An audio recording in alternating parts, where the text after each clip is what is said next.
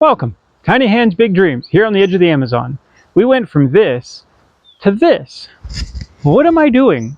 Like, what kind of craziness is this? Well, I did a video a little while back. We're here off-grid, edge of the Amazon. We've had the system going for like 18 months. So I gave an overview, I talked about it, the panels, the batteries, the inverter, the charge controller, the whole kind of system. Had a lot of fun with it. At the end, I said I'm going to make some changes, try to optimize it, try to get more out of what I've already got with a $0 budget. We can't get much out here except for expensive imports, which we didn't have the budget for. So I'm going to optimize with what we had, and I made a big difference. Like, it's a big change, and I'm going to talk about that a bit. So let me give you a quick montage of the physical changes, and we'll show you all of that, and then I'm going to get into the discussion of why this setup is better than the way it was, and it's a pretty significant difference. There's also a few teething issues. I'll get into those, and some of the little esoteric parts that have to do with it.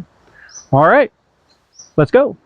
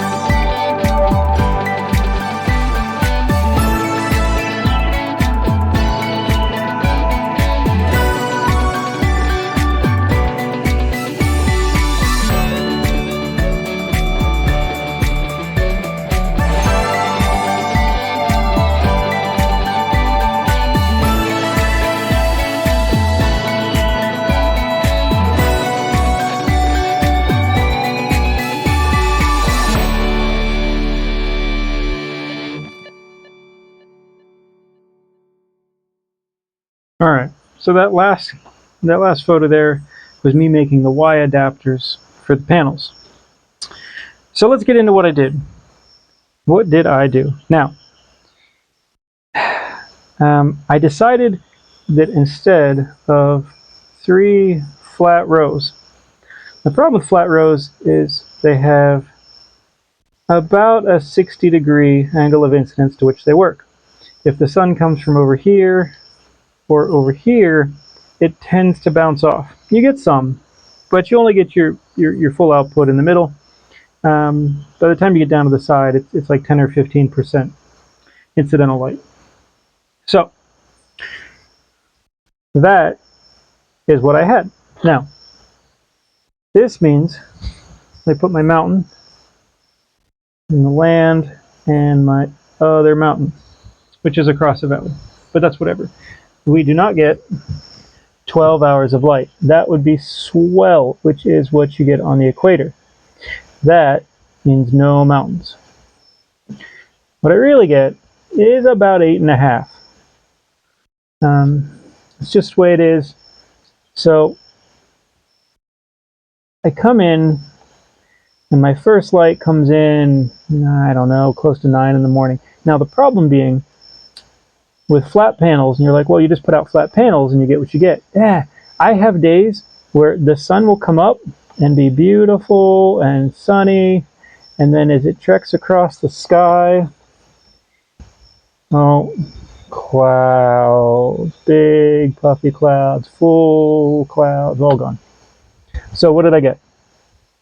So as the sun came up, I barely crept into where all 3 panels were starting to work, and that was it. So I got almost nothing for the day. So same thing would happen in the afternoon. I'd have cloud, cloud, cloud, big spot of sun in the afternoon. I'm looking at the panels, the sun's hitting them. I have passed my 30 degrees off center angle of incidence. I'm picking up almost none of it. Dang it, I just passed the angle of incidence. And this is where I talked about if I could get panels that had a better angle of incidence. Sometimes they have like special funky glass coatings things. There was a Cylindra out of California had some cool things before they went out of business. Politics. So I decided I need more. How do I get more? Well, I'm going to set one panel here, one panel here, one panel here. Now, I was aiming for 30 degrees. I got 26 and 28, just the way I mounted them on hinges. So it's just where they ran out of room and they contacted. Okay. Now, what did that gain me? Well, if I add these two together, they're supposed to be 60, which means that instead of straight up and down and 30 off, then I should be able to get 30 degrees more here, and instead of 30 degrees more here. Now, you get 360 degrees in a full circle. If we divide 360 by 24 hour, we get a clock, and I get 15 minutes an hour. I think I missed one. So every hour is 15 minutes. Please excuse the drawing, I'm not an artist. Is 15 minutes per hour. That means if I can get 30 more degrees on this side, I can get, or sorry, not 15 minutes, an hour. I'm a dork. 1 hour. If I can get 30 more degrees on this side, I can pick up 2 hours here. 30 more on this side, I can pick up 2 more hours here. All right, 15 degrees. There we go. Beautiful. So now instead of my normal 60 degrees, which if I divide that by 15, it is about 4 hours, and really 4 to 5 hours is what they tell you you're going to get out of a panel. Plan on 4 to 5 hours of good light in a day. Now, we're on the equator, so instead of the sun being straight up and down in the summer and then way over here in the winter, I have over here in the winter, moves across the sky, over here in the summer, moves across the sky. It just sort of oscillates back and forth. So, now, sun comes up. Good morning, sun. I gotta switch pens. What happens? Well, first thing that happens is that light comes in. I get incidental light here, I get a little bit of reflected light here, I get full contact here. Boom. These panels light right up first thing. So early in the morning, this one lights up.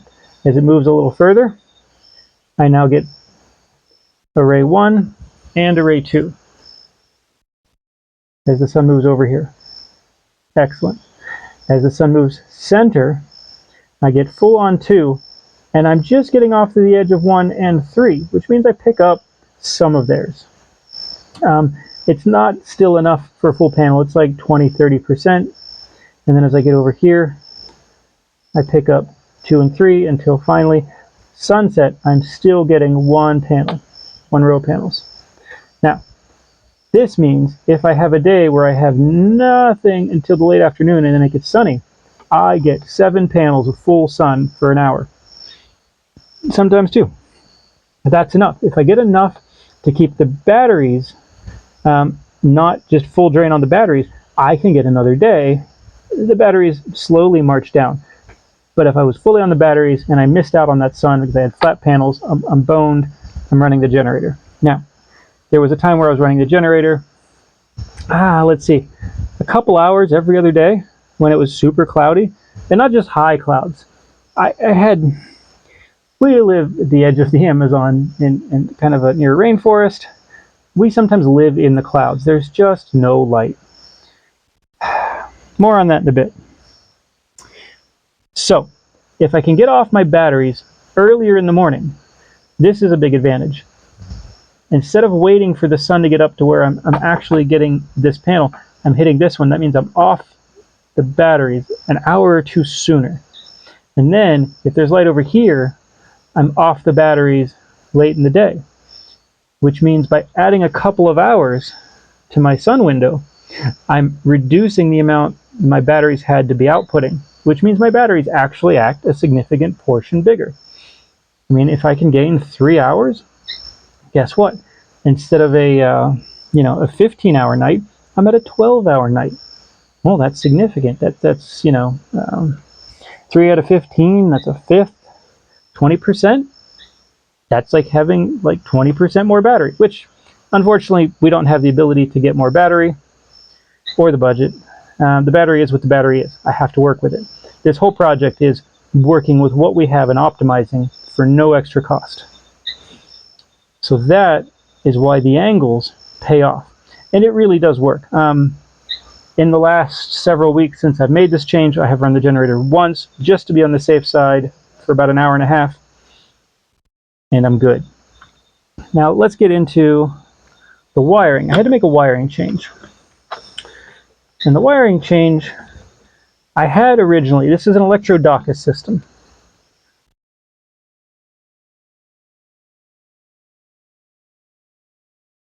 Now, Electrodacus is an interesting system.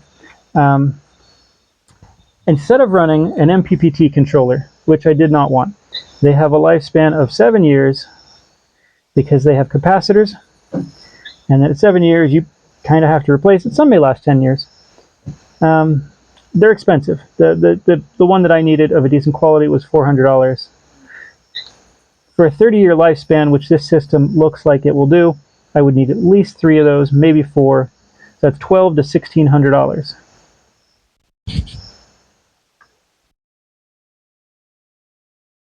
Huh. That's a bunch of money. And I didn't want to spend that much. And I didn't want to have to replace components. So my system, if you go to the Electrodacus website, it has lovely diagrams. You take 2 panels, you parallel them together, and you go through an ideal relay, and you stick it right in your batteries. It is controlled by an SBMSO, which does battery monitoring, takes care of all of that, and turns this little guy on and off, and you're matching the panels to the battery as far as voltage. And the 24-volt battery system and a 60-cell panel, this is exactly right at their peak for VMP. So I don't need to adjust the voltage, I don't need the MPPT. They also have an efficiency loss, and people don't talk about, but the further, if you serial a bunch of panels together and you get up into crazy voltages, there's an efficiency loss in that MPPT because it's such a difference. They really say the highest efficiency is when the panel voltage coming in is close to the battery. They need a little bit of room to work, but not too much. So I like the system. It's supposedly going to be reliable for a very long time, which is what fit the bill. And it's beautifully simplistic. The wiring change I did, now I only have, these are called, my pen keeps drying up, DSSR 20s. So it's a relay. It's rated for 20 amps. An 8.5 amp panel times 2. These are 250 watt. Put them together, 17 amps. Goes through. That's great. I have 9 of these. One of them didn't work, which I haven't actually bothered to even contact the guy because I packed them into a container and didn't unpack them for a year. And I'm in Ecuador and I don't even know how to return it if I wanted to. So I have 8. Now, 20 amp limit, right? 17. I needed more. Well, if I do 3, that's 25.5 amps. That overruns that. Crap sauce. But Dacian is excellent. He has a digest where he talks about problems, things. Anybody can write him. He will answer in depth and with technical expertise. He's really nice about it. So I read through these sometimes, and I caught one. He goes, the DSSR 20 is actually capable of more. And he said it's probably capable of 22, 24, even up to 30 amps. But you have to get into active cooling versus passive cooling, which is how they're designed, passively cooled. Now, at least when I mounted them, I put them on an aluminum box, which dissipates heat really well. So I have that going for me, but he's more concerned about the heat than anything else. I'm like, well, if I go to the 30 amp limit, I can get this third panel, and I'm underneath the 30, and I'm really not there much, because remember, I am going to separate these by time. I should only have this one and this one, or this one and this one, or this one, and like 0.3 of each of these. So that would be like 1.6. So by separating these by time, I lower my amp loading back down. Beautiful. So now I actually go, instead of having 2 panels, I go to 3. I have 7 strings of 3, 21 panels, and there it is. There's my expansion. And I have 1 unit left over, and I have 1 unit that doesn't work. Now, what else did I do here? Now, I run into another problem. They go through a breaker, which is Midnight Solar 20 amp DC breaker. Can't say anything bad about Midnight Solar. They make excellent stuff. Highly recommend them. They're just a great company. However, sometimes, remember, challenging environment? I live in a challenging environment. Learn from it. It's great. Sometimes we get conditions here, and I say sometimes, I mean like every 3rd day, where you start out in the morning, big puffy cloud. Okay, well, here's my 3 panels, right? And then at about 11 o'clock, the sun will break out, glorious, beautiful, bright sun, and comes down, boom, hits that panel, boom, hits that panel, hits that one a little bit. Panels are cold. They haven't even warmed up yet, so they're at their peak efficiency. That means they all start producing. Well, here's the next problem. That sun is surrounded by big puffy clouds, like a ring. I don't know, I think it's our valley. So it's a great, glorious, beautiful sun. It's a giant hole in the clouds. I'm going to call it a glory hole. And it comes down, and it lights this panel up, this panel up, this panel up. And I watched the amps start going up and up, and it was the 2nd day, 70, okay, 90, 122, cool, 133, whoa, slow down. 7 times 20 is 140, that's my breaker limit. 147, 162, 178, oh God, what's going on? Stop. 189, 203. And that's when I started to hear clack, clack, clack, clack, clack, clack, clack. All the breakers let go. 203, you say? And it was still going up. So what happened was cloud lensing.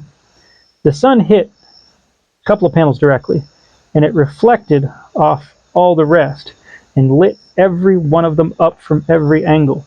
And it lit them up to 10 amps each, when they're only supposed to be rated to 8.5. Now, they were 8.5 amp panels 15 years ago. These are used panels.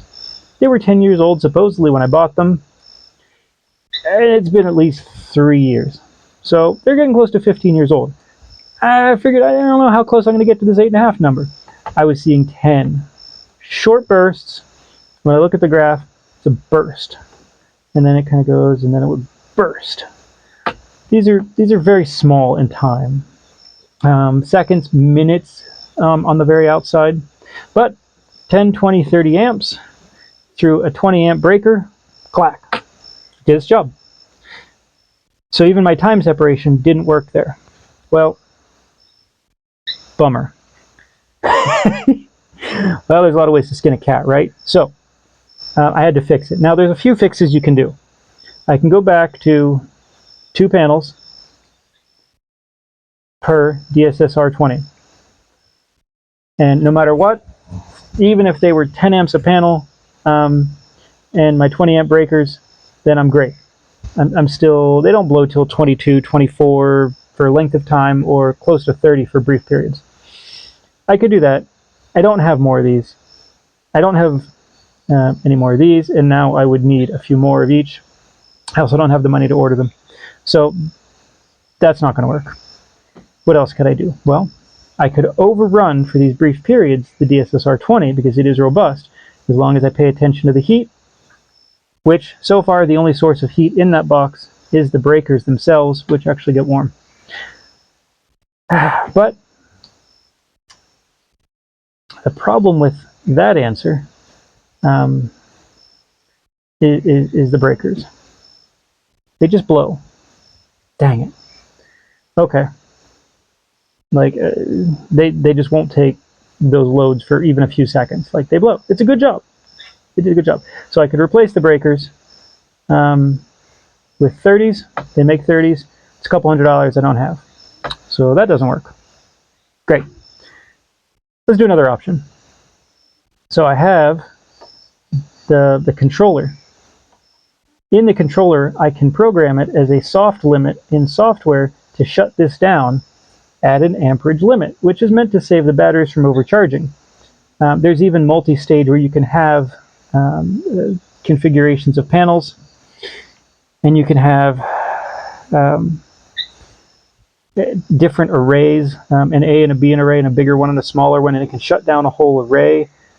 The problem is again, I would need more of these to do so. But I can set the soft limit, and I set it at 145, which is just over 20 amps. So now, what it does is it senses it coming up here, and it simply turns off for that peak, and I miss those seconds or minute of power. And it's small. Like, it's literally seconds or minutes. So how much am I losing in the day? Probably not even 0.5%. Like, it may be 0.100%. It's a tiny little spike, and I just erase them by turning it off when the loads are too high to account for the glory hole condition. Nobody wants a glory hole. Now, what else? So now I've got it running, fixed it with software. I did it for free. I have power coming in all the time throughout the day. I'm not using the generator anymore except for that once. I was going to add 6 panels. So I had 18, of which 16 were working. Now the problem was, 2 of them was a wiring problem. So I really had 16. And I brought those back online with the wiring change. And then I went up to 21, 3 rows of 7. So I have a net increase in panel. And, more panels is more better. I was going to add 6 and take it to 24. But just where the panels are sitting, we actually have to put a road that goes around the backside. We have to have equipment come in at some point when we have some money and do. I didn't want them to destroy the apparatus, so I'm leaving off those last 3 panels for right now. You got to work with reality. Now, what else could I have done? Well, I could take the panels and I could tilt them to the north about 4 degrees. Because if I look at our solar elevation throughout the year, it favors the north a little bit. I could then aim for the middle of the summer-winter, which is about a 4-degree north, but it's a huge pain to take all these panels, which are on hinges and things, and try to kick them up a little bit and remount everything. Is it worth it? I don't think so. Gosh, it's a ton of work. So I'm probably not going to do that. Could help a tiny bit. And that's sort of where we're at. But I've taken what we have, because I had some extra panels, and I have optimized the system, and I am making much more power. I'm getting it more hours of the day. It is more usable. It is making my battery seem bigger, compensating for that. Just, hey, I would have really liked an extra row of cells in there, 50% bigger. Budget, didn't have it. Got to make it work. And that's where we're at. So if you have questions, things, let me know. Put it in the comments. I know this is all sort of chicken scratch, but I'm happy to talk about it and answer questions. And we can have a discussion. But subscribe, and when I do something else, we'll see you for the next one.